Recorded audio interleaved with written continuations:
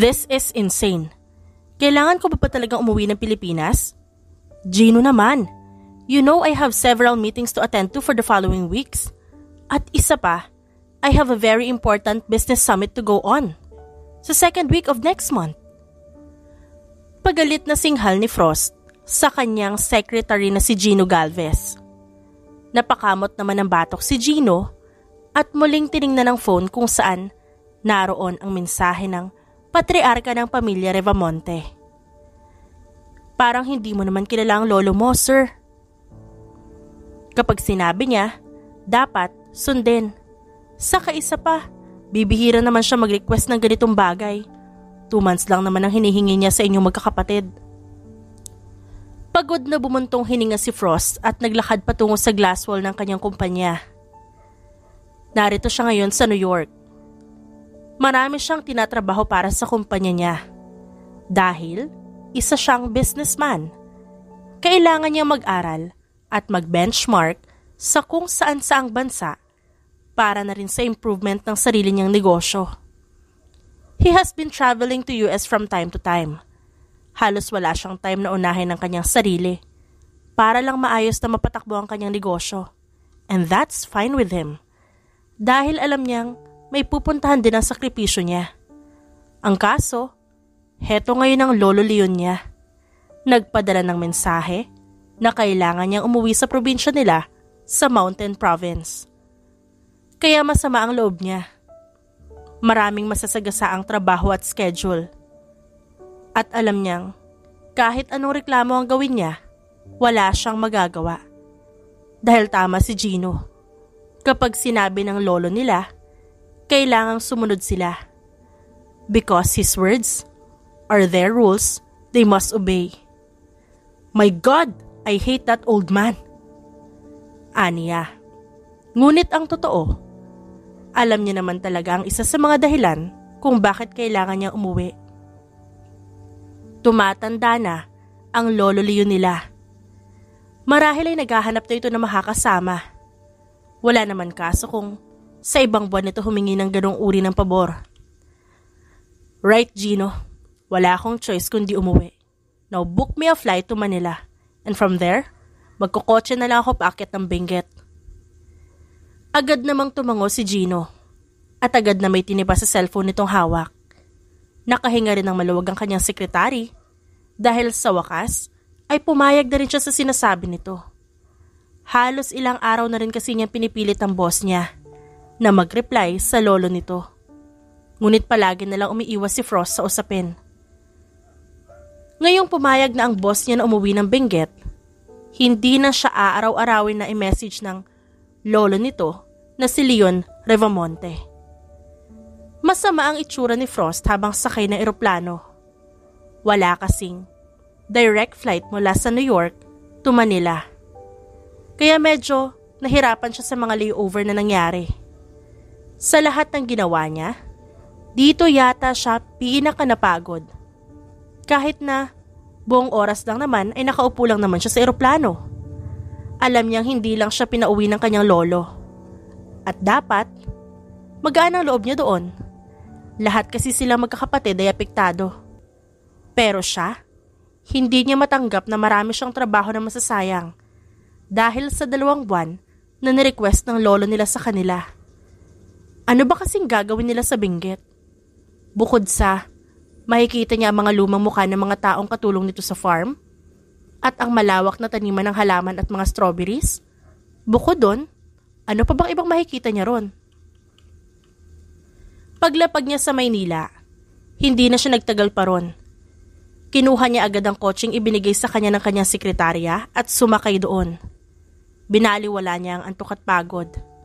Gusto niya nang makauwi ng sa gayon ay matuwa kahit paano ang lolo niya at baka sakaling may bonus kapag nauna siya. Sa kabilang banda, abala naman sa pag-aayos ng mga inaning bulaklak ang mga kababaihan sa Revamonte Farm sa Atok. Lahat ng naroon ay may mga asawa na, maliban kay Reyna, na nananatiling single pa rin hanggang ngayon. Hoy, alam niyo ba ang balita? Paparating na raw ang panganay na anak ni Don Sebastian Revamonte, si Senyorito Frost. Baka raw mamayang gabi ang dating niya. Humahangos sa sambit ni Berna na isang kasamahan ni Reyna sa farm. Kanina patahimik si Reyna sa ginagawa. Hindi naman kasi siya madaldal. Kahit lahat ng mga tao roon ay kaklose niya. Ngunit sa pagkakataong yon, talagang napatayo siya. Naku, very late naman ang senyorito dumating. 7 taon din siyang nawala Yan tuloy may asawa na ako ngayon. Ani Gina, habang inaayos ang mga bulaklak sa pagkakasalansan sa loob ng plastic. Tumawa naman ang karamihan. Maging si Reyna ay napangiti sa sinabi nito. Talaga, Ate Berna? Uuwi si senyorito? Excited niyang tanong. Hindi niya alam ngunit parang may paru-parong nagliparan sa loob ng kanyang tiyan at kumabog ng malakas ang kanyang dibdib. 7 taon ang nakakalipas nang huli sila magkita ng binata. Iyon ay nang iligtas siya nito sa panganib. Hindi man lang niya nagawang magpasalamat sa binata bago ito umalis. Malaki ang utang na loob niya sa senyorito. Kaya lahat gagawin niya upang mapagsilbihan ito ng maayos. Naku, ang ultimate crush niya na naman ay dumating na. Excited na. Baka naman sa sobrang excitement mo, Reyna, bigla mo na lang salubungin ng yakap sa senyorito, ha? Natatawang bulalas ni Nancy. At least siya, may pag-asa pa sa senyorito Frost. Daldalaga pa, tayo wala na. Malungkot naman, nasaad ni Gina. Muling natawa si Reyna. Natutuwa siya na sa lahat ng taga-farm ay nakasuporta sa kanya pagdating sa pagkakaroon niya ng one-sided feeling sa binata. Naku, Reyna, kung ako sa'yo umuwi ka na sa bahay niyo at maligo. Ikaw ang manok namin para kay senyorito.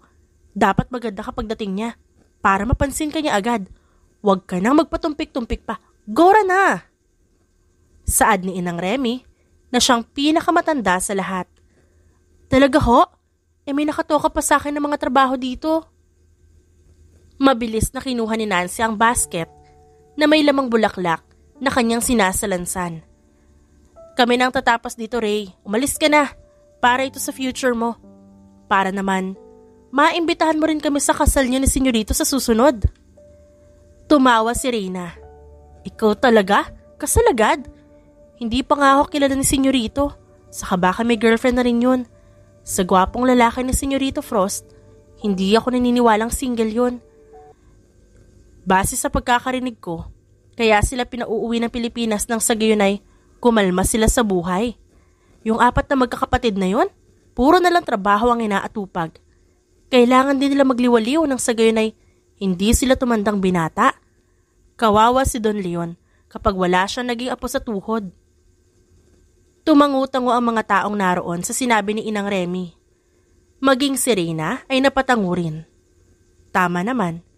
Hindi naman mapapakasalan ni Frost ang trabaho.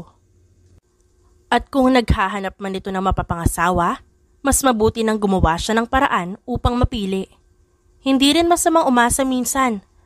Saka isa pa, talagang gustong-gusto niya si Frost noon pa man. Sayang nga lang at hindi sila nagkakilala ng maayos noon. Oh anak, napaaga yata ang uwi mo. Tapos na ba ang trabaho mo? Tanong ni Aling Mercy sa anak na dalaga na nakitang humahangos na papasok sa loob ng bahay nila. Dumiretso ito sa sariling kwarto at kumuha ng tuwalya. Maliligo ka? Masyadong malamig, anak. Dumungaw ito mula sa loob ng banyo. Mas okay nang ginawin kesa mag-amoy mabaho ako pag nagkasalubong kami ng senyorito Frost, Nay. Uuwi raw siya, Nay. Mamaya, baka nariyan na siya sa mansyon ng mga Rivamonte. Hindi kami pwedeng magtagpo na ganito ang itsura ko.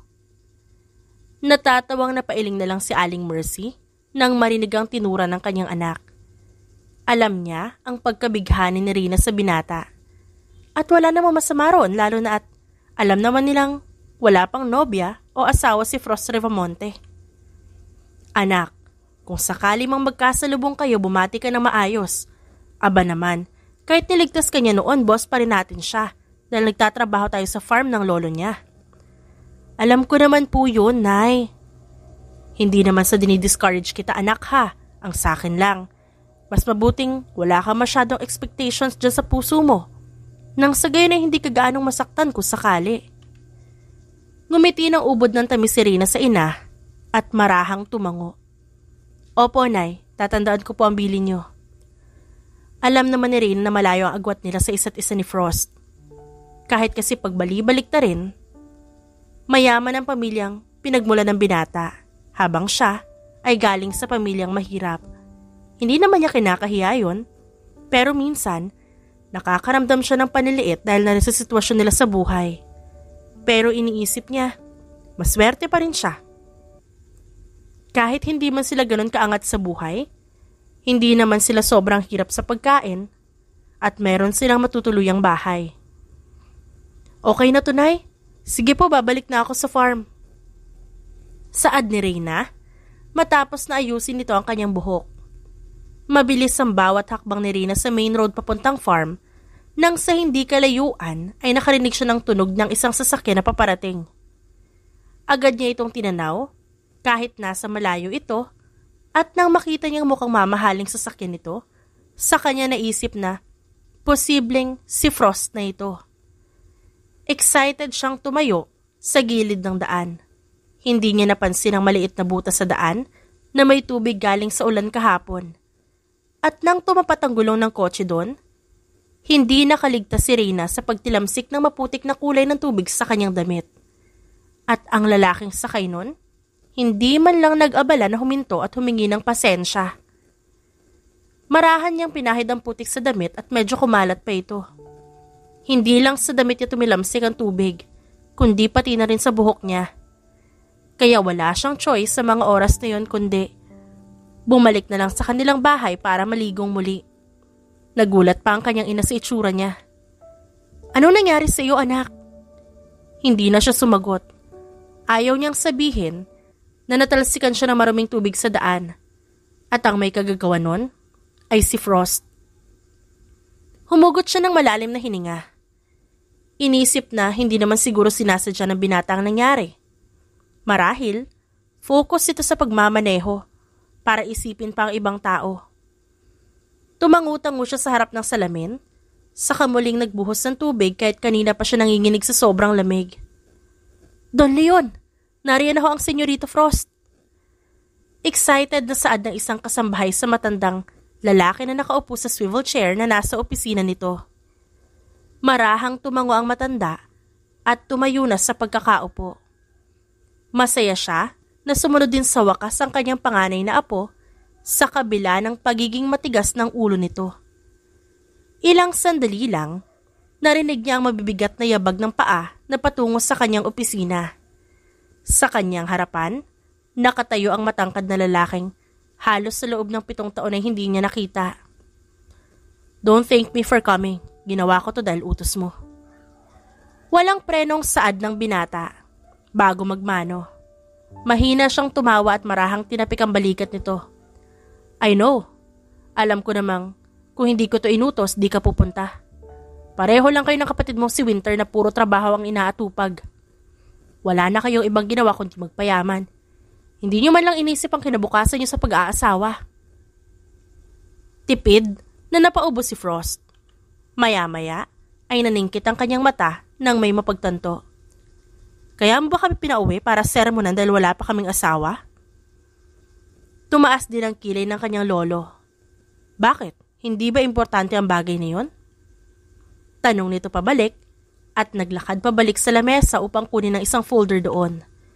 Hindi na ako pabata, Frost. Hindi niyo namamalayan na sa paglipas ng panahon, maya-maya patay na ako. Pero bago pa mangyari yun, nais kong makita ang mga apo ko sa inyong 4 na magkakapatid. Bakit ba hindi man lang kayo mag-settle down? Humugot ng malalim na hininga si Frost at napailing. Lo, if that's the only reason why you wanted us to come, not just that, Frost. Meron akong biniling lupa malapit sa farm. Ang dating lupa ng mga Celestino. Ang gusto ko ikaw magdesisyon kung anong gagawin mo ron. Sa loob ng 2 buwan, gusto kong may makita akong improvement sa lugar na yon. Ayoko na maging floating asset ang lupaing yun. And what do you want me to do there? Taniman ng halaman? Gulay? Naiinis na tanong ni Frost sa kanyang lolo. Kahit ano, basta siguraduhin mong may mangyayari. You're a businessman, Frost. Don't tell me hindi mo nagawang pag-isipan na maayos ang assignment na binigay ko sa'yo. Tanong ni Don Leon na tila china-challenge siya nga po. And what do I get in return when I succeed? Ngumisi ang matanda. That exact land I am giving you. Ibibigay ko sa iyo ang mismong titulo. Magiging parte ng pag-aari mo na pwede mong ipamana sa magiging anak mo balang araw. Tumango-tango si Frost. Then I'll be needing your people, if that's the case. No, I won't spoon-feed you, Frost. Gusto ko habang nandito ka, gumawa ka rin ng koneksyon sa lugar na to. Makisama ka sa mga tao at ikaw ang bahala kumausap sa mga lokal dito kung gusto nila magtrabaho sa lupaing meron ka. Napaisip si Frost. Kinaya niya ang pagiging isang businessman. At isang malaking sampal sa ego niya kung sa isang simpleng farm, hindi pa niya magagawang mapalago. Naiinis man, wala siyang nagawa kundi tanggapin ang hamon ng kanyang lolo Leon. Naku, ba't late ka na? Tanong ni Nancy kay Rina nang makarating siya sa malaking kubo na tambayan ng mga magsasaka, hindi kalayuan sa labas ng mansyon. Natanaw rin ni Rina ang kulay itim na kotse na nakita niya kanina. Tama nga siya ng hinala. Si Frost nga ang sakay niyon. Wala, may pinagawa lang si inay, kaya medyo na late. Pagsisinungaling niya. Ayaw naman niyang sabihin ang nangyari kanina. Paniguradong pagtatawanan lang siya ng mga kasamahan. Nakita na namin si Senyorito at nakakapagtaka. Dati-rati naman ay kahit papano namamansin yon. Pero ngayon, kahit isang lingon di man lang kami binigyan. Nakasimangot na sa Ate Gina. Mukhang malaki ang pinagbago ni Senyorito. Mukha na siyang matapang na hasyendero na kahit kailan ay pwede tayong sigawan. Lahat naman ng naroon ay nagsisang ayunan. Kayo talaga, ginudge nyo agad. Baka naman may rason kung ba't siya ganun. Bigyan nyo naman ng benefit of the doubt yung tao. Ni Rina. Basta.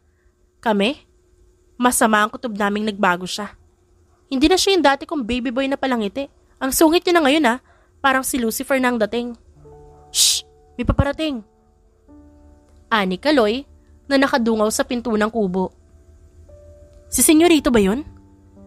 Anong ginagawa niya rito? Ba't siya pupunta sa atin? May kabang tanong ni Nancy habang nakadungaw sa maliit na siwang ng kubo. Sabi ko sa iyo may pagka-Lucifer. Naririnig siguro niya ang pinag-uusapan natin kahit nasa malayo. Baka kaya pupunta kasi papagalitan niya tayo. Ani Gina na nakahalokip-kip pa. Mga judgmental? Tipid na bulong ni Reyna at umayos ng tayo. Siya na ang sasalubong sa Senyorito. Sayang din at pagkakataon na ito para sa kanya. Malay niya, maging good shot siya sa binata. Magandang gabi, Senyorito. Ano pong kailangan nyo? Tanong ni Reyna sa mahinahong paraan. Sa kanyang isipan, umaasa siyang makikilala siya nito bilang isang taong niligtas nito noon. Sandali siyang tinapunan ng tingin ng binata at saka agad na binaling ang mata sa karamihan ng tao sa kubo. Kailangan ko ng mga tao para sa lupang pinasasaka sa ni Lolo Leon sa kabilang baryo. Alam kong gipit kayo sa pera. Dahil dito lang naman umiikot ang buong buhay niyo sa farm. Gusto ko magtrabaho kayo sa akin. Nang sa gayon ay may pandagdag din sa pambili ng pangailangan niyo. Yun lang ang gusto kong sabihin. Aasahan ko kayo bukas. Magkita tayo ulit dito para sa meeting na gagawin. Yun lamang ang sinabi ni Frost at pagkatapos ay umalis na. Halos hindi man lang nito tinapunan ng tingin si Reyna na nasa gilid nito. Nang nakatalikod na ang lalaki, agad na nagsilapitan ng mga tauhan at nagkaroon ng bulong-bulungan. Habang si Reyna ay nakasunod ng tingin sa papalayong bulto. Kita mo na? Sabi ko na nga ba napakamata pobre. Anong sabi? Gipit tayo sa pera? Galit na sabi ni Isko, ang isang tauhan din na anak ni Inang Remy. Tama naman yung sinabi niyang gipit tayo sa pera. Kaya nga yung iba nating kasama nun, napilitang lumuwas ng Maynila. Yung iba naman bumaba ng bayan para doon magtrabaho dahil hindi naman talaga malaki ang sahod dito. Mahinang bulong ni Reyna na naiintindihan kahit paano ang punto ni Frost. Napatingin sa kanya ang mga kasama. May iilang na patango na talagang sumang-ayon sa sinabi niya. May iilan din namang umiiling. Kaya mo lang naman pinagtatanggol ang lalaking yung kasi crush mo. Itigil mo na yung kahibangan mo, Reyna.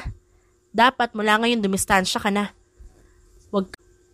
Huwag kang maging bulag sa agwat ng estado niyo sa buhay. At isa pa, hindi na siya ang lalaki nagligtas sa'yo. Nagbago na si Senyorito Frost, aka Lucifer. Ani Isko at inikot pa nito ang mga mata. Kayo talaga? Kadarating lang nung tao ginajudge nyo agad. Baka gano'n lang talaga si Senyorito. Ang tagal ding nakabalik ng tao. Tsaka, marami na yung pinagdaanan. Wala tayong alam kung ba't siya ganyang kabad trip. O bakit ganyan kagaspang ang pakikitungo niya. Tama naman siya. Kailangan natin ng additional income. Hindi rin naman siguro masama na tulungan natin yung tao. Ani Inang Remy. Napangiti si Reyna sa sinabi ng matanda. At least kahit papaano, nagkaroon siya na makakasama sa pagtatanggol sa masungit nilang senyorito. Hindi niya alam kung anong problema ng binata. Siguro, may mabigat na pinagdadaanan. Kaya sa ibang tao nito na ipapasa ang bigat ng loob. Wala na ring nagawa mga naroon kundi pumayag na umattend bukas sa meeting kapag pinatawag silang lahat. O anak, maaga kayatang aalis ngayon. 4:00 pa lang, malamig pa sa labas. Anang ina ni Reyna, nakasalukuyang nagiinit ng tubig sa takore. Nay, lagi namang malamig dito sa lugar natin. Isa pa, kailangan ko umalis na maaga para makapunta ako sa pamiting ni Senyorito Frost. Bagong racket din to, Nay. Nipatrabaho raw kasi siya sa kabilang baryo. Sayang din ang kikitain kapag nagkataon. Kinurot naman siya ng kanyang ina sa tagiliran sa pabirong paraan. Hay nako, hindi na ako maniniwala sa mga palusot mo, Reyna. Kahit totoo man yan, alam ko ang orihinal mong pakay. Gusto mong pumunta ng maaga nang sa gayon ay makita mo si Senyorito Frost. Habang nag-uusap sila, lumabas naman ang kanyang ama sa silid ng mga ito. Oh, saan ka pupunta? Ang aga mo naman. Sa mansyon lang ho. May kailangang pag-usapan para sa gagawin na dun sa bagong biling lupa ni Don Leon sa kabilang baryo, mukhang assignment na Senyorito Frost na palaguin yun eh. Siyempre tutulungan namin siya. Siya nga pala tay. Pwede ba ako magdala ng coffee beans na inanin nyo? Kahit konti lang para mabigyan ko ang Senyorito. Baka maka-plus points ako kung sakali. Napapailing na tumangutango na lang ang ama ni Reyna. Ikaw talagang bata ka? Kaya pala hindi ka pa nagkakanobyo? Ang Senyorito lang pala ang hinihintay mo. Pero anak, paalala lang. Huwag ka masyadong umasa. Ayoko na masasaktan ng prinsesa ko sa bandang huli. Anang kanyang ama at lumapit pa upang yakapin siya. Si tatay talaga? Siyempre naman. Pero hindi ho ba? Ganun naman talaga ang nagmamahal. Masasaktan at masasaktan ka kahit anong gawin mo. Aniya, saka kinuha ang bag at sinukbit sa kanyang likuran. Pagkarating niya sa kubo sa labas ng mansyon, napansin niyang siya ang nauna. 5:30 pa lang ng umaga at marahil tulog pa ang karamihan. Akmang bubuksan niya ang pinto ng kubo nang marinig niyang pagbukas ng malaking gate ng mansyon. Mula roon, nakita niya si Frost na nakatayo. Nakasuot ito na makapal na sweater at may hawak na tasa ng kape ang kaliwang kamay. Nang tumingin ito sa gawi niya, ay nagtama ang kanilang paningin. Itinaas na rin ang kanyang kamay upang batiin ito. Nagulat naman siya nang makitang naglalakad ito patungo sa kanya. Agad niyang inayos ang kanyang tayo at ang laylayan ng kanyang buhok. Magandang umaga po, Senyorito. Aniya sa binata. Pinagbasdan niya ito mula ulo hanggang paa. Ganon din ang ginawa nito sa kanya sa masungit nga lang na paraan. Hindi ito ngumiti sa kanya. Tila ba pinag-aaralan nito kung anong klaseng tao siya. You're early. Ikaw pa lang ba mag-isa? Oo, senyorito. Baka mamaya mga 6:00 pa yung iba. Alam niyo naman kapag malamig ang klima sa isang lugar, masarap ding matulog. Ikaw, ba't napaaga ka? Normal lang naman sa akin na magising ng maaga. Kaya imbes na tumambay sa bahay, dito na ako dumiretso. Tumango-tango ito. Gusto mo bang pumasok sa loob ng mansyon muna? Tanong nito sa kanya. Parang nanalo siya sa isang kompetisyon. Ganoon ang pakiramdam niya nang anyayahan siya nito sa loob ng mansyon. Hindi ito ang unang beses niyang makapasok sa loob nito. Ang kanyang ama ay isa sa mga pinagkakatiwalaan ni Don Leon pagdating sa coffee farm nito. Kaya ilang beses nang naimbita ang buong pamilya nila sa kasiyahan sa mansyon. Pero kakaiba ang saya niya ngayon. Samahan mo akong kumain. Wala pa ang mga kapatid ko kaya mag-isa pa lang ako ngayon. Anang binata, inutusan pa nito ang katulong na ipaghanda sila ng agahan. Reyna? Sabay silang napalingon ni Frost nang makita ang matanda na pababa ng hagdan. Napatayo naman si Reyna sa kinauupuan upang batiin ito. Just sit still, iha. Naku, mabuti at napadalaw ka rito sa mansyon. Kaya tagal na kitang hindi nakikita. Abala lang ho sa flower farm. Pasensya na po, sa kabisi rin si tatay sa coffee farm nyo. Kaya hindi na po kami gaano nakakapunta rito. Lo, kilala mo siya? Tanong ni Frost sa kanyang lolo. Bakit apo? Ikaw ba? Hindi mo kilala ang babaeng kasabay mong kumakain ngayon? Alanganin namang umiling ito. May konting sakit sa dibdib ni Reyna. Ang akala niya kahit papaano ay naaalala siya ng binata. Pero hindi pala. Si Reyna, anak ni Ernesto Dizon. Isa sa mga pinagkakatiwalaan kong tauhan. Dito na yang si Reyna magmula bata pa siya. Pagkagandang bata. Ikaw ba ihay minobyo na? Nanlaki naman ang mga mata ni Reyna sa tanong ng matanda. Naku, wala pa ho. Ayoko naman po magmadali. Bakit? Ilang taon ka na ba? 25 ho. Oh, halos 4 na taon lang pala ang agwat ng edad nyo nitong apo ko. Pwedeng-pwede kayo nito. Ani Don Leon. Napakurap-kurap naman ang mga mata si Reyna. Kahit pa sabihing biro yon, hindi pa rin maalis sa isip niya na i-matchmake sila ni Don Leon sa isa't isa. Padabog na tumayo si Frost at inis na lumabas ng malawak na dining. Nagulat naman si Reyna sa inakto nito. Marahil napikon nito sa biro ng sariling lolo. Narinig naman ni Reyna ang mahinang hagikik na matanda. Pagpasensyahan mo na ang apo ko, dinaig pa ang babaeng may buwan ng dalaw. Maging si Reyna ay napangiti sa matanda. Ngayon niya lang nakita ang side na ito ng Don. Tinapos niya agad ang pagkain at sumunod kay Frost. Naabutan niya itong nasa malawak na hardin sa labas. Humarap ito sa kanya at humugot ng malalim na hininga. Pagpasensyahan mo na yung lolo ko. Kung kani-kanino ako pinapares, mukhang excited yata ang magkanobya ako. Hindi naman sa pagiging chismosa, senyorito, pero hindi pa ba kayo nagkakanobya? Tipid nang umiti ang lalaki.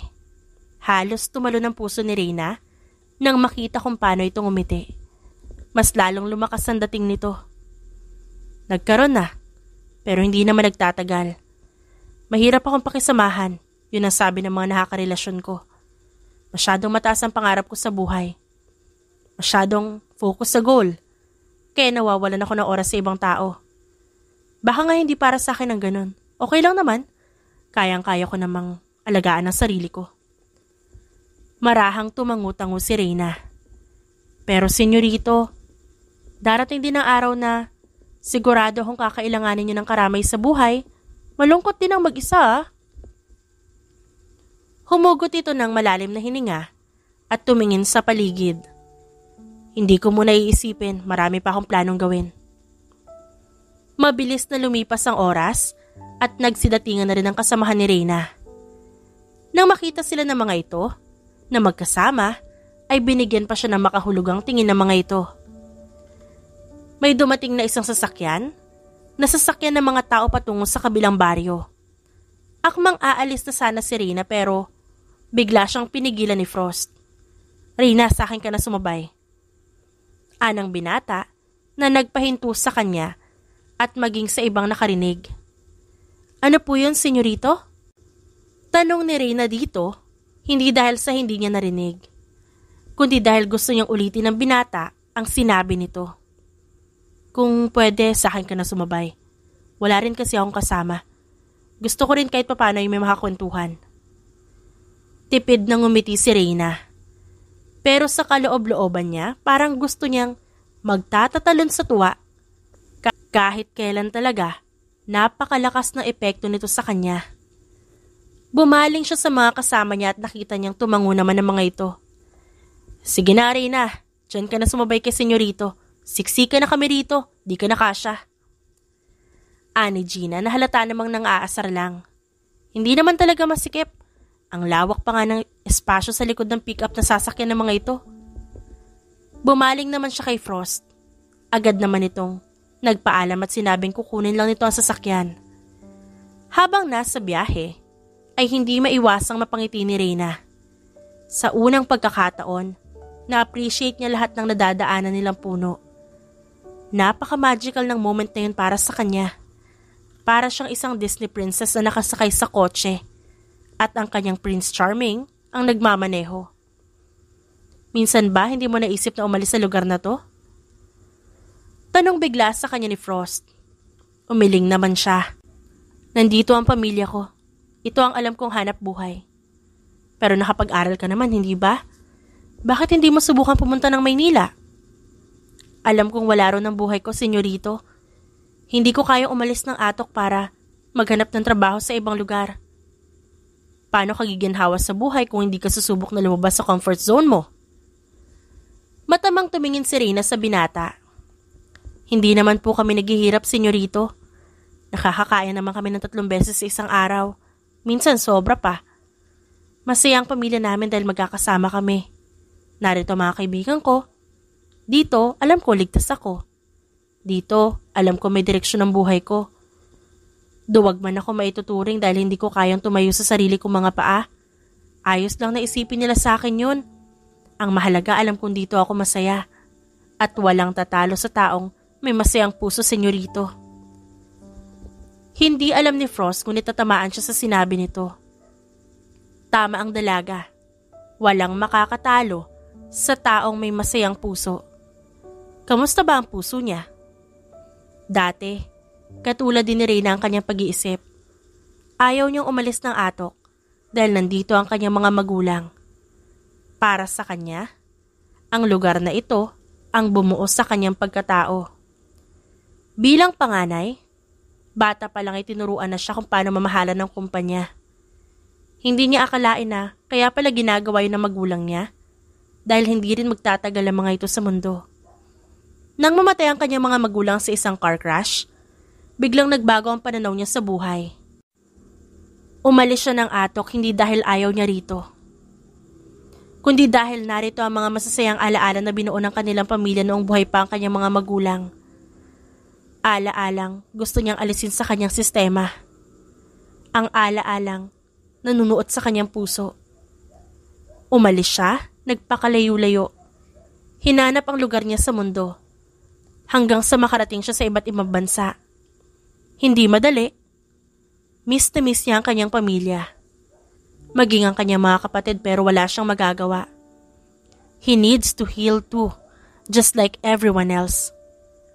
Mukha ka namang masaya, successful ka, senyorito. Pero ang tagal mo rin bago nakabalik. Napangisi si Frost sa sinabi ng dalaga. Kung makapagsalita ka para namang hinintay mo ko. Nakagat ni Reyna ang kanyang ibabang labi at hindi iyon nakatakas sa paningin ni Frost. Don't tell me crush mo ko.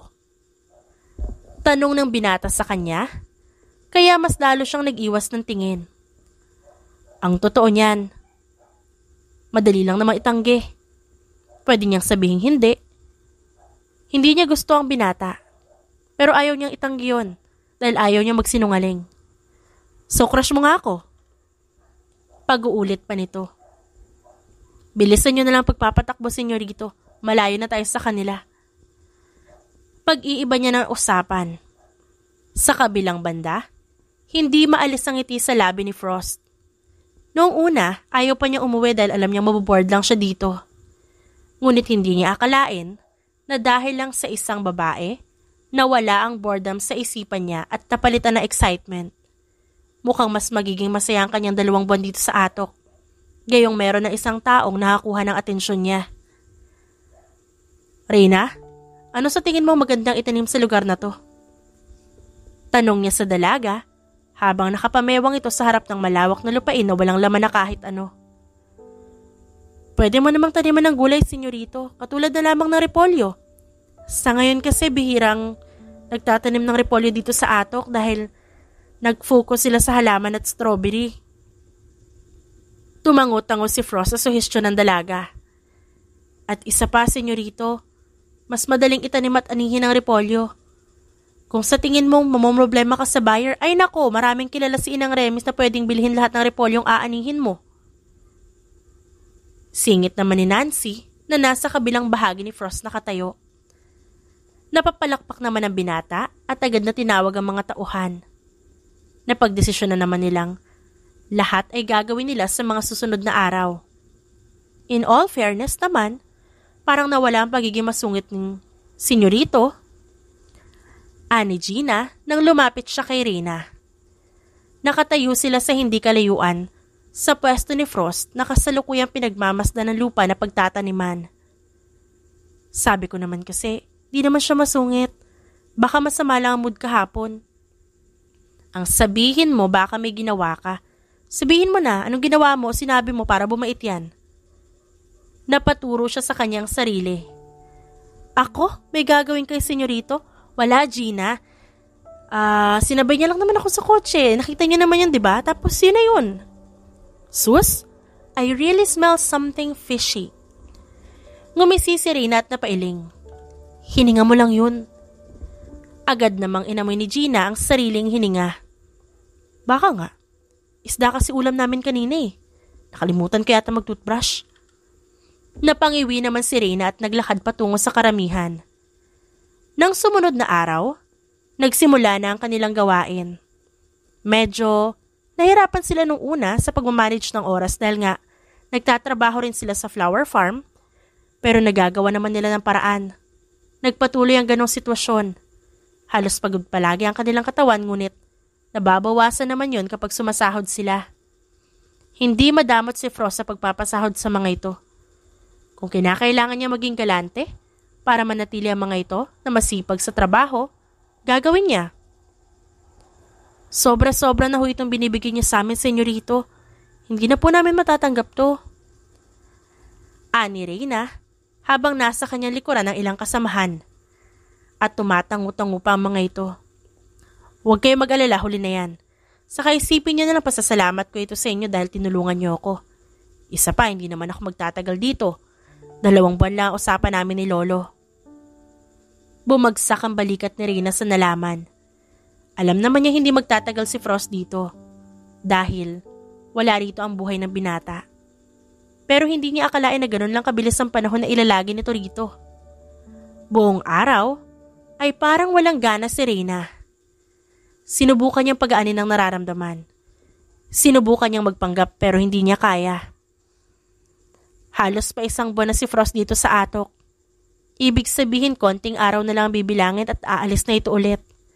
At kailan naman kaya ito babalik? Ang bigat ng loob niya. Gusto niyang magtampo pero wala siyang karapatan. Sino nga ba siya? Isang hamak na tauhan lang naman ni Frost sa taniman nito. Anak, may naghahanap sa iyo sa labas, bisita mo. Anang kanyang ina, nang maabutan siya nitong nakaupo sa kama habang nakatanaw sa bintana at nagkakape. Nay naman, kailan pa ako nagkaroon ng bisita? Huwag mo akong joke time dyan. Aniya sa kanyang ina at pabiro itong inirapan. Hindi ako nagbibiro, nasa labas ang senyorito, hinahanap ka. Agad namang napatayo si Reyna. Muntik pa nga siyang matapunan ng kaping hawak niya dahil sa pagmamadali. Bakit daw ho? Nagkibit balikat naman ang kanyang ina. Bakit hindi mo labasin nang malaman mo kung bakit?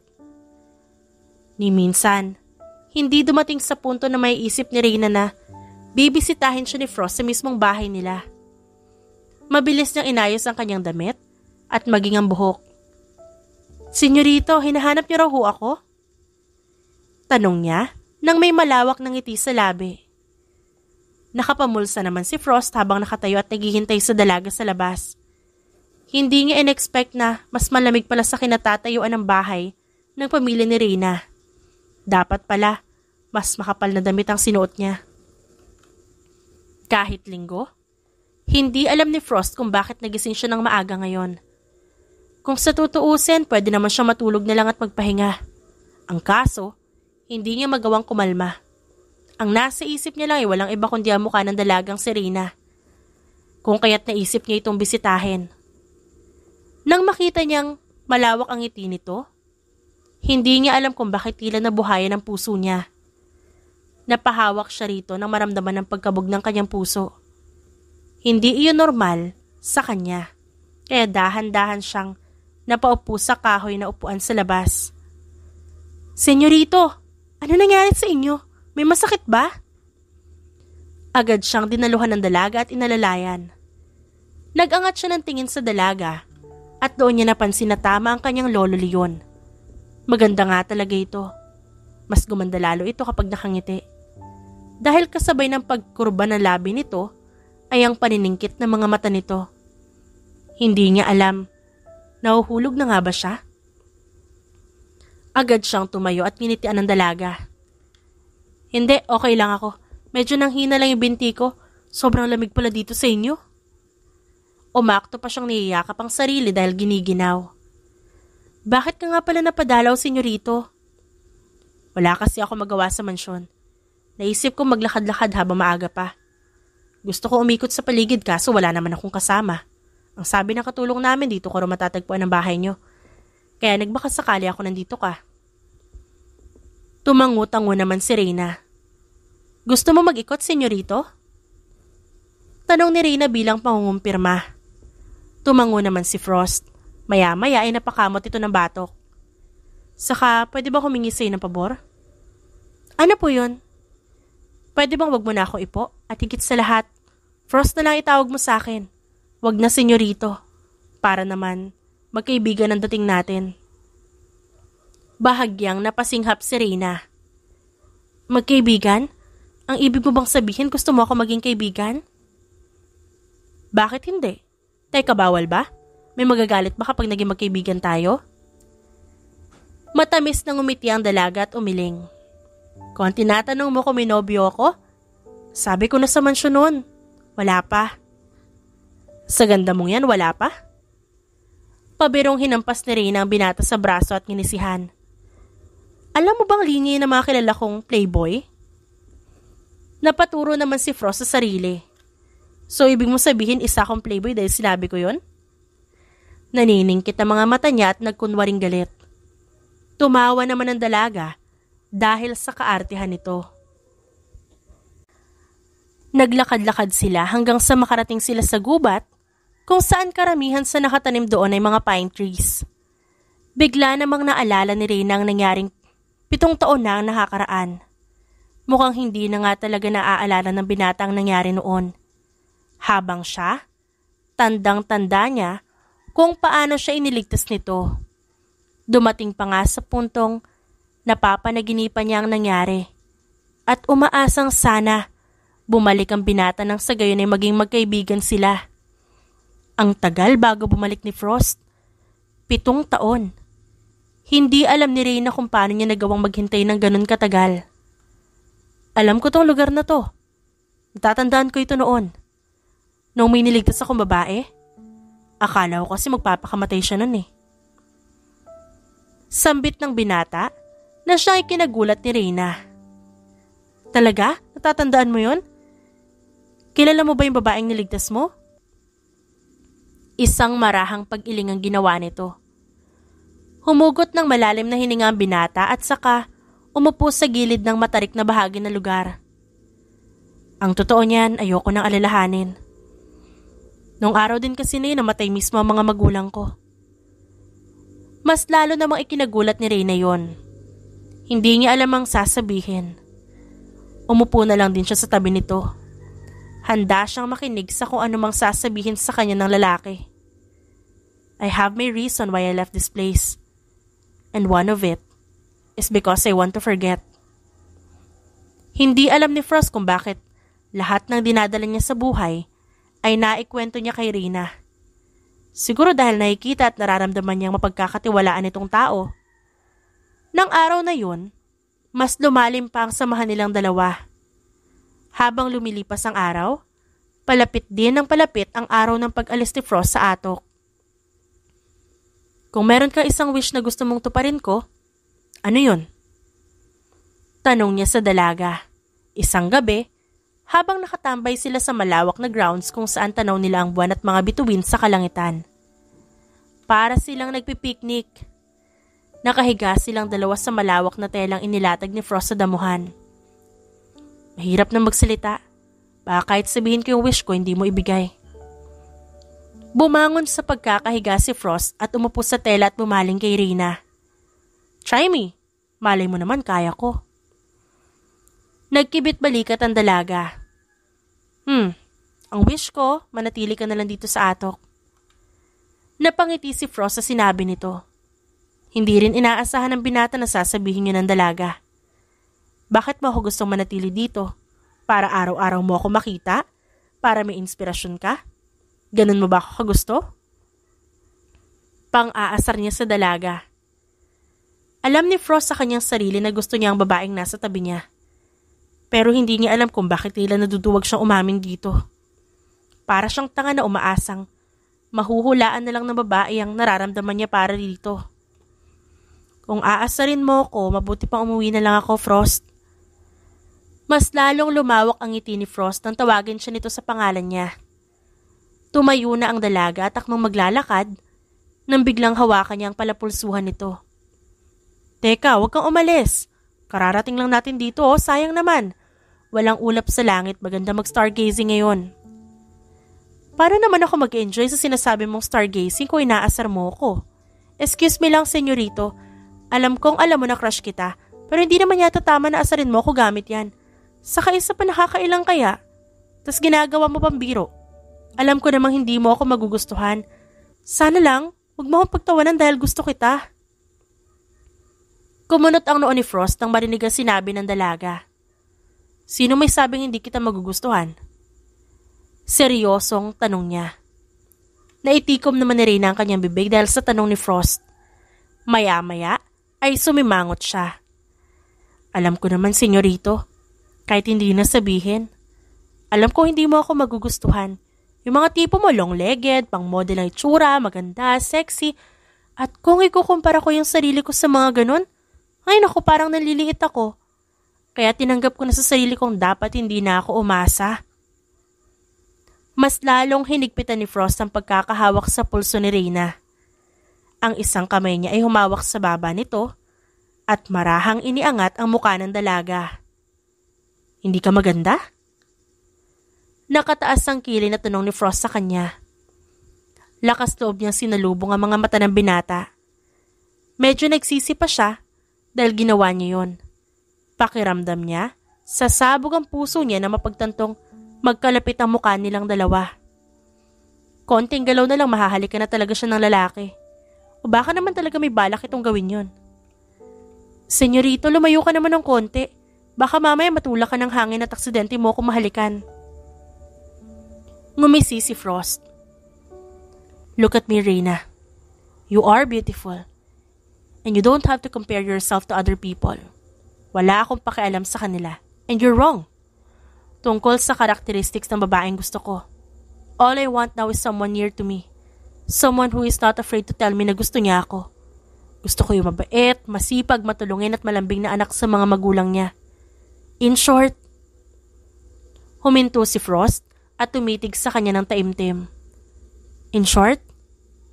Patanong niyang sabi at hinihintay ang susunod na salitang lalabas sa bibig nito. In short, you're the one I like, Reyna. Ikaw ang gusto ko, hindi ang ibang babae.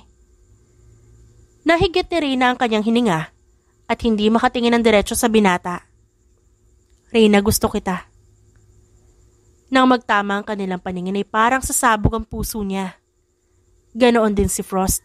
Sa labis na tuwang nararamdaman ni Reyna, siya na ang humalik sa lalaki. It was her first kiss. Akmang lalayo siya sa binata nang hawakan nito ang kanyang magkabilang pisngi at pinalalim lalo ang halikan nila. Gumapang din ang kamay nito paunti-unti sa kanyang likuran at maya-maya yakap na siya nito. Reyna, I really like you. Gustong-gusto kita. Ako rin, Frost. Ako rin gustong-gusto kita. No, hindi. Mahal kita. Magmula nung niligtas mo ako sa bangin, nung akala mo mamatay na ako, sinagip mo ako. Alam ko hindi mo na ako naaalala pero ipapaalala ko lang sa'yo na ako yung babaeng niligtas mo noon. Pagkatapos nun hinanap kita, pero ang sabi ng tao sa mansyon umalis ka raw. At hindi nila alam kung kailan ka babalik pero hinintay pa rin kita. Nang marinig ni Frost ang kwento ng dalaga, mas lalo siyang namangha rito. Tila nalusaw ang yelo sa puso niya at wala siyang ibang gusto kundi halikan na lamang ito at yakapin ng mahigpit. Lumapit siya kay Reyna at hinalikan ng noon nito. Dapat noon mo pa sinabi. Ngumuso si Reyna at pasimpleng umirap. Ang sabihin mo, kinalimutan mo talaga ako. Gaya nga ng sabi mo, nung araw na rin yun nawala ang mga magulang mo. Kaya ayos lang. Kung ayos lang, ba't ka nakasimangot? Wala lang. Ngayon ko lang din na-realize na 7 taon kitang hinintay. Ang loyal ko sa'yo, no? Pagmamayabang ni Reyna sa lalaki. Matagal tumitig si Frost sa kanya. At makalipas ang ilang sandali, mabilis itong dinampot ang tela na ginamit nilang higaan kanina at mabilis niyang hinila si Reyna patungo sa kubo sa labas ng mansyon. Nang makapasok sila sa loob at pagkasara pa lang ng pinto, agad niyang siniil ng halikan dalaga. Binuhat niya ito at pinatong sa papag na naroon. Ginawa niyang sa pinantela at doon pinahiga ang dalaga. I'm sorry, Reyna, but I can't help myself now. Is it okay that we do it? Hindi ignorante si Reyna para hindi maintindihan ng nais si parating ni Frost. Walang experience si Reyna sa ganitong bagay. Pero siguro naman hindi siya pababayaan ni Frost sa ganitong bagay. Dahil mukhang mas may alam ang lalaki. Hindi ko mapigilan ang sarili ko. I hope you can forgive me after this. Ani Frost saka mabigat na huminga. It's okay, Frost. Let's do it if you wish to. I am so ready for you. Ani Reyna at marahang pumikit nang maramdaman ng labi ni Frost sa kanyang pisngi. Wala silang pakialam sa malamig na panahon dahil ang init ng katawan ng isa't isa ang naging panlaban sa ginaw. Di naman ni Reyna ang sakit at sarap na ngayon niya lang naranasan. At sa pagtatapos ng gabing yon, alam nilang dalawa na nagkaroon na sila ng pagkakaintindihan. Hoy Reyna, nasan ko na isang gabi ha? Tanong ni Dennis, ang isa sa kasamahan niya na nagtatrabaho sa farm. Kababata niya rin to ngunit mas matanda lang sa kanya na ilang taon. Parang kuya niya na ito pero ayaw naman ito magpatawag ng kuya. Nag-isip naman si Reyna kung saan nga ba siya nung gabing tinutukoy ng lalaki. Nang maalala niya ang nangyari sa pagitan nila ni Frost, ay agad siyang napalunok. Sa bahay lang. Pagsisinungaling niya. Namewang ito sa harapan niya. Pumunta kami ni Nancy sa bahay niyo pero wala ka doon. Ang sabi ng nanay mo, nasa mansyon ka raw at kasama mo ang senyorito. Sumimangot ito. Yayayain ka pa naman sana namin na pumunta sa Baguio sa weekend dahil mamimili ako para sa ihahanda ko sa birthday. Isa pa nagluto si Nanang ng paborito mong tinola. Aayain sana kita sa bahay para doon kumain ng hapunan kaso wala ka naman. Sabihin mo nga sa akin, Reyna, nagkakamabutihan na ba kayo ni Frost na yon? Humugot ng malalim na hininga si Reyna ngunit hindi siya sumagot. Alam mo naman na ilang beses ka na namin binalaan dyan, Reyna. Suportado ka namin sa pagkakagusto mo sa kanya. Pero alam mong may limitasyon na lahat ng bagay. At ngayon lumagpas ka na sa limitasyon na yon. Pansin kong kapag umalis si Senyorito Frost, ikaw lang din ang masasaktan. Alam naman nating lahat na hindi siya magtatagal dito. Tumango si Reyna. Alam niya naman yun. Maraming pangarap na hinahabol ang lalaki. Ang sabi nga nito, hindi para sa binata ang lugar na to. Frost is adventurous and wants to learn by traveling or going to another countries. Ang atok, para lang sa mga taong kontento sa buhay kagaya niya. Frost isn't contented in his life yet. Marami pa itong gustong gawin sa buhay. Ilang linggo na lang aalis na yung tao at wala kang kasiguraduhan kung babalik pa ba yun. Ilang taon ka na namang maghihintay. Baka tumanda ka ng dalaga niyan, Reyna. Tipid siyang umiti sa sinabi ng kaibigan. Hindi naman mali ang sinabi ni Dennis sa pangangaral sa kanya. Pero hindi ibig sabihin na tanggap niya ang sinasabi nito ay hindi na siya nasasaktan. Sa paglipas ng mga araw, naramdaman ni Reyna ang pag-iiba na pakikitungo sa kanya ni Frost. Kung dati ay sweet ito, ngayon ay mas lalo itong naging maalaga. Halos ayaw na nga siya nitong pagtrabahuhin sa farm. Hindi pwedeng umupo lang ako rito tapos sweldo ako ng walang ginagawa. Ang unfair nun sa iba, Frost. Reklamo niya. Pagkatapos silahin ng binata, papasok sa kubo upang kausapin ito. Ayokong lamigin ka. Saka baka magkasakit ka pa. Ang tagal ko na nagtatrabaho rito. At normal lang naman magkasakit dahil malamig ang panahon. Pero hindi mo kailangan mag-alala dahil sanay na ang katawan ko sa ganyan. Nagulat naman siya nang bigla siyang yakapin ni Frost. Sinubukan niya ito itulak palayo dahil baka may biglang pumasok at makakita sa kanila at pag-isipan sila ng kung ano-ano. Bumitaw ka nga, Frost, kapag tayo nahuli dito, naku, malilintikan ka sa akin. Bakit? Anong gagawin mo? Kukutusan kita. Ani Reyna at ikinayom ang kamao. Ngunit tila natunaw ang puso niya nang bigla siyang halikan sa labi ni Frost. Kukutusan mo pa rin ba ako? Tanong sa kanya ng lalaki at kinindatan. Hinampas niya ito sa balikat at nagkunwaring galit at padabog na umalis. Sa mga lumipas na araw, ganoon ang sitwasyon nila. Minsan, napapatanong na rin si Reyna. Ano nga ba sila? Ginagawa nila yung mga bagay na ginagawa ng magnobyo at magnobya. Gusto niya itanong kay Frost kung anong tawag sa kanila. Ngunit natatakot siya sa posibleng maging sagot nito. Ilang araw na lang aalis ka na. Mahinang sambit ni Reyna habang nakaupo siya sa dulo ng kama ni Frost. Dahil nga malapit na sila sa isa't isa, naging bukas na rin na buong mansyon sa kanya. Nakakapasok na siya sa silid ng binata. Bumaling siya rito at nakita niyang kasalukuyan ito nag-aayos ng gamit na inilalagay sa duffel bag nito. Nag-angat ng tingin sa kanya si Frost. Ilang sandali ay huminga ito ng malalim pagkatapos ay tumayo upang lapitan siya. Ayoko sanang umalis kasi nandito ka. Pero marami pa akong kailangan tapusing trabaho. Gagawin ko ang lahat para matapos yun na mas maaga. Para makabalik ako sa iyo agad. Pakiramdam ni Reyna ay maiiyak siya dahil sa sinabi nito. Babalik ka? Talaga? Bakit? Hindi ba sabi mo 2 months ka lang dito? Hinawakan siya nito sa pisngi. Pinunasan nito ang mga luhang bumabagsak sa kanyang pisngi. Ang totoo niyan, wala naman talaga akong balak na manatili dito. Gusto ko lang tapusin yung assignment na binigay ni Lolo sa akin. Pero nakilala kita. All my life, itinanim ko na sa isip ko that I will forget everything that reminds me of home. Dahil sa nangyari sa mga magulang namin, hindi ko lang in-expect na sa pagbalik ko dito, makakatagpo ako ulit ng tahanan na siyang dahilan para isipin ko manatili na lamang dito. Reyna, I never expected that I will fall in love with you. But then I did. I found home in you. Gusto ko manatili rito at iwanan ng lahat, pero hindi pwede. I just can't leave my responsibilities just to be with you. Kaya ngayon, itutuloy ko ang pag-alis ko para matapos ko ang lahat ng kailangang tapusin. Pagkatapos niyon, babalik ako. Babalikan kita, Reyna. Yun ang huling beses sila nagkausap ng ganun katagal. Pagkalipas ng ilang araw, umalis na nga si Frost. Pakiramdam ni Reyna ay gumuho ang mundo niya.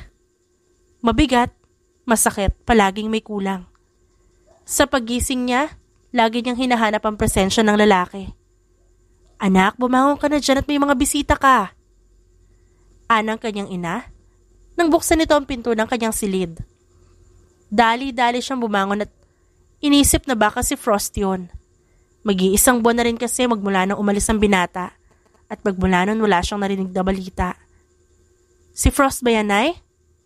Hindi anak, sina Nancy, nangangamusta. Gusto ko yata makausap. Ang excitement sa kanyang puso ay unti-unting nalusaw. Nagpatuloy pa rin naman siya sa paglalakad at hinarap ang bisita na nasa kanilang sala. Mabuti naman at lumabas ka rin, akala namin magbumongha ka na dyan. Masama lang pakiramdam ko. Masama ang pakiramdam mo o may namimiss kang tao? Tanong ni Gina sa kanya. Alam mo, itigil mo na yung pagkukulong mo rito sa bahay niyo. Lumabas ka dyan. Labas tayo, punta tayo Baguio para malibang ka. Kapag inaliw mo ang sarili mo, makikita mo, unti-unting madadivert yung atensyon mo. Hindi mo na siya maiisip at malay mo isang araw bigla na lang siyang dumating. At isurprise ka. Pilit siyang ngumiti. Tara na, Baguio tayo, mamimili ako ng stock sa bahay. Wala na kami makain. Huwag ka na mag-emote dyan, babalik din yun. Maswerte si Reyna dahil may mga kaibigan siyang makakaramay sa ganitong sitwasyon. Hindi siya iniwan ng mga ito kahit ilang beses yung iniwasan ng kaibigan niya. Inakbayan siya ni Nancy. Hay nako, wag mo na isipin yung sa senyorito. Sige ka, baka madapa yun habang naglalakad at mabungi. Gusto mo bang bungi yung mapapangasawa mo in the future? Dahil sa biro ni Nancy ay napangiti na rin siya. Ayun, nakita na rin namin yung smile mo, Reyna. Tagal naming di nakita yan. Mas lalong lumawak ang kanyang ngiti nang pisilin ni Gina ang kanyang pisngi. Naku, tara na, baka maiwan pa tayo ng sasakyan ni Mang Amboy. Bababa rin kasi yun sa bayan, kaya mas maganda kung sasabay na tayo. Nang nasa Baguio na sila, marami silang dinaanang bilihan ng kung ano-ano. At gaya ng sabi ni Nancy, talagang namili ito ng mga stocks katulad na lamang ng karne at iba pang processed food. Nang magawi si Reyna sa area ng bilihan ng mangga at singkamas na may halong bagoong, hindi niya napigilan ang sarili na mapahawak sa kanyang sikmura. Bigla itong umikot na parang may hinahalukay sa loob nito. O anong nangyayari sa'yo? Ba't nakatakip yung ilong mo? Tanong ni Gina nang mapansin niyang iniiwasan ang amoy ng alamang ni Reyna. Kung makatakip ka ng ilong mo, parang di mo favorite yan ah. Pumikit ng mariin si Reyna upang pigilan ang pagduduwal. Pagmulat niya agad niyang hinanap ang basurahan kung saan pwedeng dumuwal. Reyna, hoy! Hoy, teka, si Reyna, sundan natin! Ani Gina kay Nancy. Ano bang nangyayari sa'yo? May sakit ka ba? Lagnat, sipon, trangkaso? Sunod-sunod na tanong ng mga ito. Umiling naman siya. Hindi, wala, okay lang ako. Hindi lang kinaya ng sikmura ko yung amoy ng alamang, parang ang lansa na ewan. Tumaas ang kilay ng mga kasama niya. Naku ang arte lang. Dati nga pinapapak mo pa yan at inuulam. Alam ko naman. Aniya, saka pinunasan ng panyo ang gilid ng kanyang labi. Napahawak pa siya kay Nancy nang bigla makaramdam ng pagkahilo.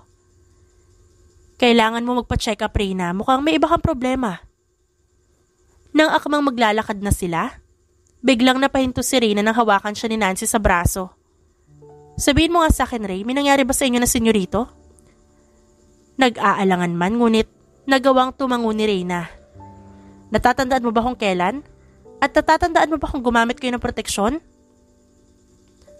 Bumalik ang isip ni Reyna ng pagkakataong yon. Wala siyang naalalang gumamit ng proteksyon si Frost noon. Kabado siyang umiling sa kaibigan. Nasapu naman ito ang noo at napailing. Tama ka, Gina. Kailangan nating dumaan sa klinik. Ipapacheck up natin to si Reyna. Mukhang buntis yata. Lalong kinabahan si Reyna sa narinig. Imposibleng buntis ako. 3 beses lang naman namin ginawa yun. Gaga? Sa 1 beses nga posibleng mabuntis sa isang babae, 3 pa kaya?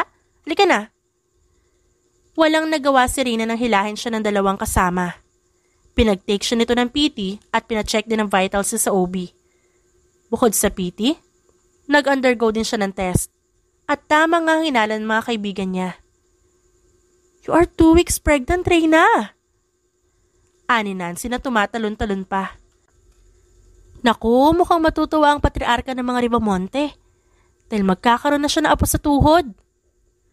Ani Gina at pumalakpak pa. Excited na ako sabihin sa mga taga sa atin ng balita.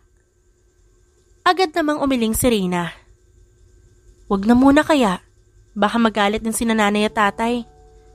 Ano ka ba? Huwag ka matakot.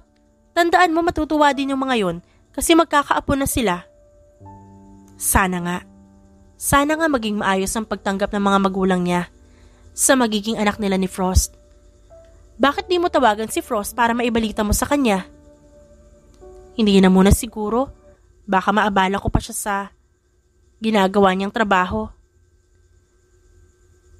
Masaya ang mga kasama niya na umuwi sila.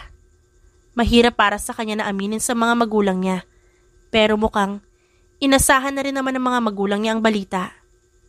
Hindi nagalit ang mga ito bagkus nag-alala pa sa kanya.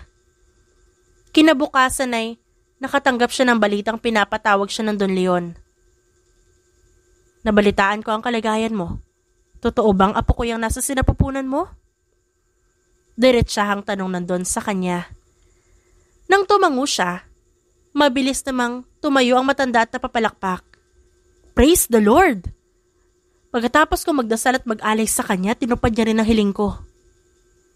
Kabadong tumingin si Reyna sa matanda. Hindi po ba kayo galit sa akin? Bakit naman ako magagalit? Dahil sa iyo kung bakit nais bumalik dito ng apo ko. Ikaw ang dahilan kung bakit naintindihan niya ang importansya ng pamilya. Dapat malaman niya ito agad para naman makabalik siya ng mas maaga. Ikaw, Iha, gusto mo bang manatili dito sa mansyon? Para maibigay namin lahat ng pangangailangan mo. Mabilis na umiling si Reyna. Hindi po, doon po muna ako sa bahay namin. Alam ko naman pong maalagaan ako ni nanay doon. Tumango ang matanda at humugot ng malalim na hininga. Kung saan ka mapapanatag, Reyna. Ngayon pa lang wini-welcome na kita sa pamilya namin. Ilang buwan pa na naghintay si Reyna. Nakikita niya ang unti-unting lumalaki ang kanyang tiyan at araw-araw na lumilipas, hindi niya pa rin maiwasang mamiss ang ama ng anak niya.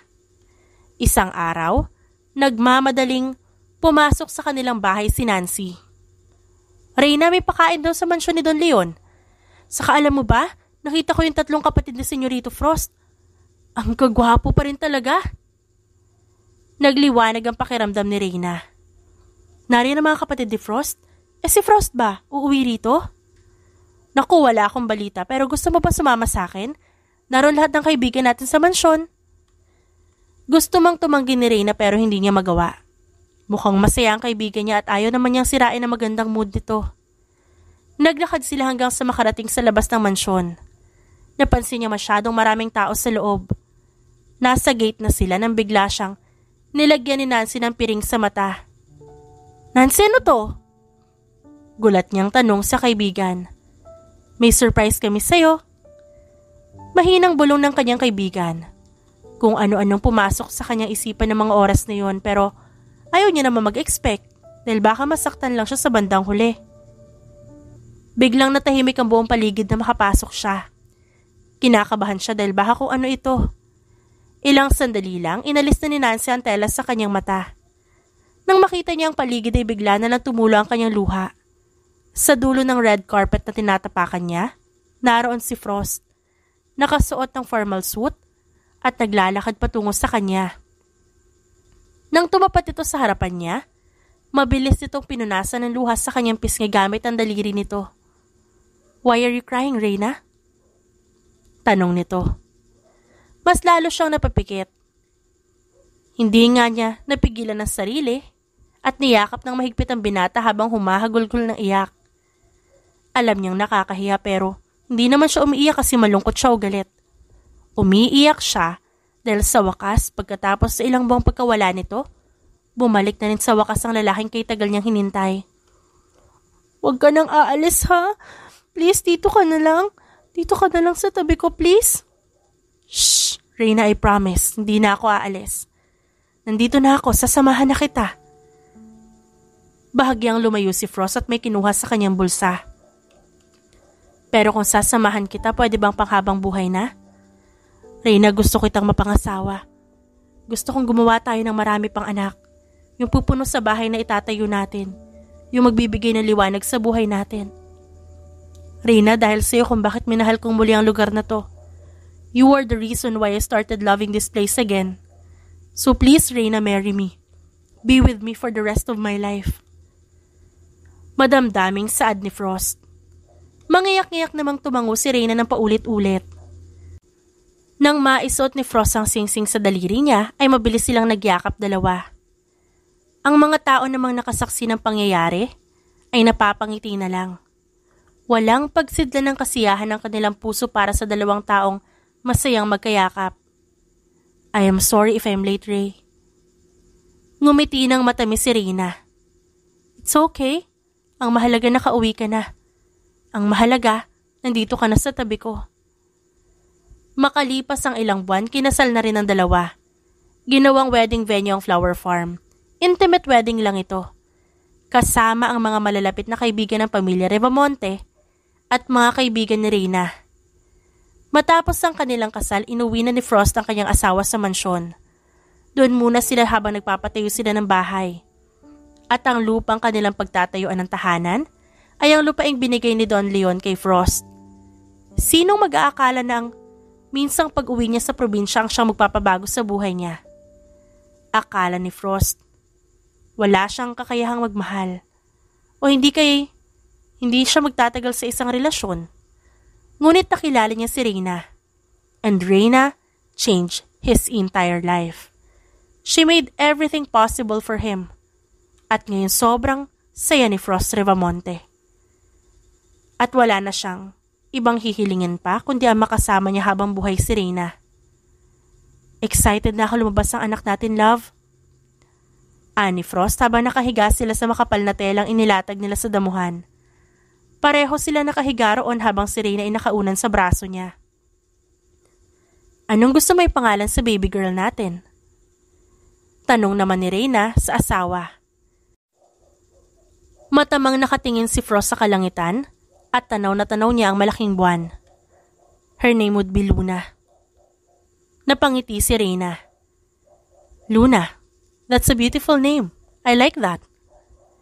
Bumaling naman si Frost sa asawa at hinalikan nito sa noo saka ibinalikan tingin sa bilog na buwan na bahagyang natatabunan na ng mga ulap. See you soon, our Luna. Bulong niya sa hangin habang hinahaplosan siya ng asawa. I love you, Reyna. And I love you so much more, Frost. Forever, Reyna Dizon Revamonte is her forever queen. Nothing and no one could change that. Forever. The end. At dyan nagtatapos ang ating kwentong pinamagatang Nabuntis Ako ng Bilyonaryo. Written by Iya. Dearest friends and avid listeners, don't forget to like our videos and subscribe to our channel for more wonderful stories. Mula sa aming main channel, Randall Tagalog Love Stories, and for our second channel, Miss R Stories, lubos po naming pinasasalamatan ang inyong suporta at pagtangkilik sa aming mga likhang istorya. Ingat po kayong lahat and have a good day everyone. Paalam!